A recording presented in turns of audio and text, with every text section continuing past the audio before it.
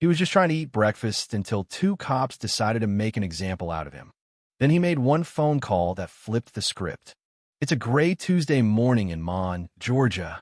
You know, the kind sky heavy like wet concrete, air thick with that sticky southern stillness, streetlights barely awake. The kind of morning where everything feels like it's dragging its feet, except the people who've been up since before sunrise because they don't have a choice. Down on Vineville Avenue, wedged between a dry cleaner that smells like starch and regret and a pawn shop that deals more in heartbreak than cash, there's this little diner. No neon lights, no Instagrammable plates, just chipped coffee mugs, a grease-slicked griddle, and regulars who come for the comfort, not the cuisine. Clarence Dupree's already there. Back to the wall, booth by the window, same one every Tuesday. His army jackets, so worn it's more memory than fabric, threadbare around the collar, but clean. Always clean. Beard scruffy but trimmed, eyes sharp but tired. He smells like black coffee and the kind of tobacco you roll yourself because when you've been through enough, you stop paying extra for convenience. Morning, mister. DRI, Carla says, sliding past with a notepad in one hand, pot of coffee in the other. She's got 2 kids, a mortgage, and a mouth that doesn't have time for nonsense. But she always makes time for Clarence. You got any of that peach cobbler today? You know we don't serve cobbler till lunch, she smirks. You want your usual? Clarence nods. Doesn't need to say it. Scrambled eggs, grits, 2 strips of bacon, toast burn edges fine, just not the middle-end coffee, no cream, no sugar. Every time. Behind the counter, Harold, the owner, pushes his glasses up his nose and mutters to Carla, "That man runs this place better than me." Carla smiles. He's the reason I don't walk out some days. To folks walking in, Clarence looks like a guy barely holding on. No car. No place to call home. Boots worn thin for miles he'll never talk about. But to the people in this place, he's family. Quiet family, sure, but the kind who watches your back just by sitting still. He's halfway through the paper story on veterans being denied their benefits again when the door swings open and 2 officers walk in like they own the joint. No lights. No sirens. Just that kind of authority that doesn't knock at barges. Langley's first. Big guy, looks like a linebacker who's still mad his team didn't go pro. His partner, Reese, short, stocky, clipboard tucked under one arm, follows like a shadow. Carla spots them and pastes on a smile. Morning, officers. You want your... Langley's eyes lock on Clarence. Sir, you a customer here? Clarence looks up, blinks slow. I am. You buy anything? Coffee. Breakfast's on the way. You got a receipt?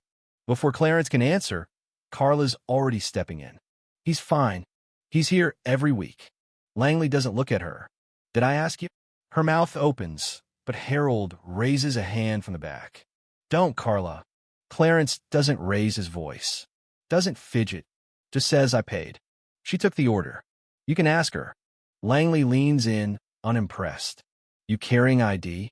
Clarence reaches into his jacket slow, deliberate, and pulls out a cracked leather wallet. Slides out a worn VA card. Langley snorts. This it. It's all I need. Reese chuckles like Clarence told a joke. Yeah, we'll see. Something in the air shifts. You ever feel it? Like a storm brewing before anyone sees lightning? Reese steps in closer. How long you been here? Clarence glances at the wall clock. 30 minutes. And how long you planning on staying? Clarence keeps his tone even. Long enough to eat my breakfast like everyone else. Carla sets the plate down in front of him, hands trembling just a bit. Langley squints. So he already ordered? Carla folds her arms. Every Tuesday. Be gosh. Always polite. You homeless? Reese asks. Clarence nods. I don't have a house, but I got a home in this town. Langley smirks. You got smart answers, huh? Clarence says nothing. Just picks up his fork. This is the problem, Langley says, loud enough for everyone to hear. People think they can just squat anywhere. Take advantage of kind folks. Nobody speaks. One couple stares at their food. A delivery guy shifts near the door.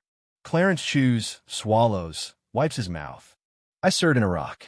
Twice. Worked private security till my knees gave out. I don't steal. I don't beg. I pay for my food. So why are you treating me like I broke into someone's house? Relax, Langley says. Just doing our job. Carla's had it. Then check the register. He paid. What else do you want? Reese pulls out a notepad. Name. Clarence nods at the card. Right there. I asked for your name out loud. Clarence sighs. Clarence Dri. Born February 10th, 1968. Langley gestures to Reese. Run it. Reese walks out to the cruiser. Harold wipes his hands and steps up. Officers, can I speak with you outside? Langley brushes him off. We're good, sir. No, you're not. That man's done nothing wrong. Langley stiffens. We're responding to a complaint. From who? No answer. Clarence sets down his fork, reaches into his jacket again. This time, he pulls out an old flip phone. Langley narrows his eyes. What's that?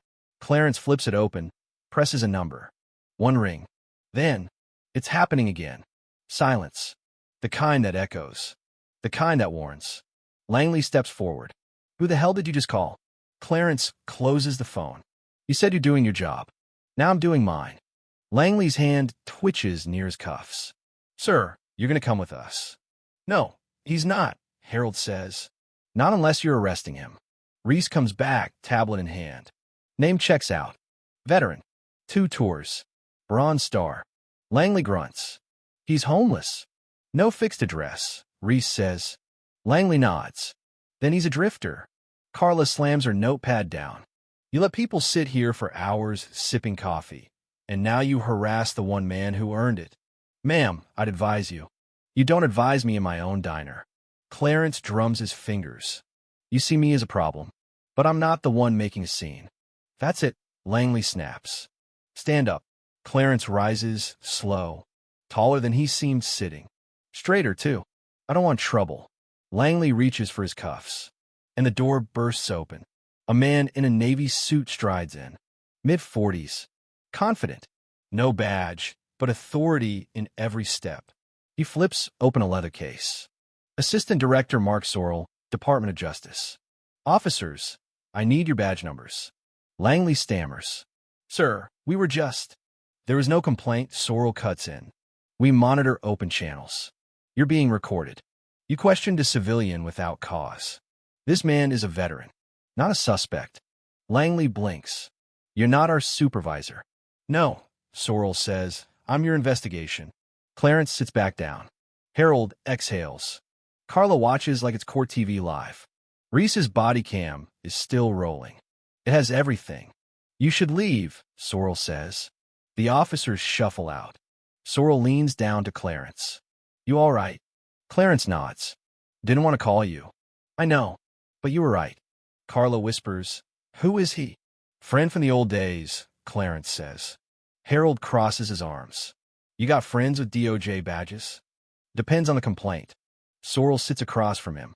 You okay? I've had worse mornings. I've had better.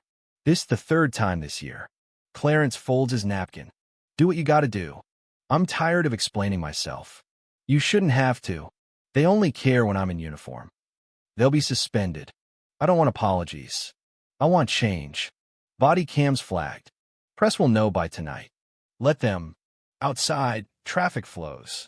Inside, everyone watches Clarence. For the first time, really sees him. 2 hours later, TikTok explodes. Body cam footage. Clarence's voice. The moment he made the call. Sorrell's entrance. It spreads. Clarence DRI trends. By noon, CNN's on it. By evening, he's a symbol. They dig. Task Force Wolfhound. Hostage rescues. Covert ops. Redacted commendations. Clarence doesn't know. He doesn't use Twitter. Sorrell calls. You're trending. A nonprofit wants to buy you a house. Clarence snorts. I just sat down for breakfast. You stood up without standing up. The VA drops off boots, a shirt, a phone. A note. Thank you, Sergeant DRI. Thursday, the department issues a statement. People aren't satisfied. Langley's old Facebook posts? Racist. Ugly. Screenshotted. Protesters gather. Quiet signs. I am Clarence Dupree. Friday. Langley's under investigation. Resigns. Clarence watches from the shelter. I didn't ask for this, he says, holding a letter from the Secretary of Veterans Affairs. But you earned it, someone replies. That Sunday, The diner's quiet again. Clarence stands. I'm not a hero. I just wanted breakfast. He looks around. I wore this jacket in Iraq. I didn't ask for praise. I asked for a seat. People listen. There are thousands like me. You won't see them. But they're here.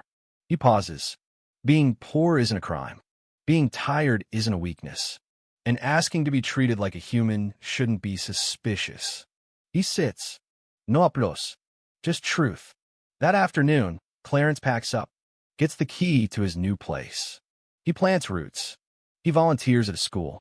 They just say, "This is Mr. Dupree." You'll want to hear him.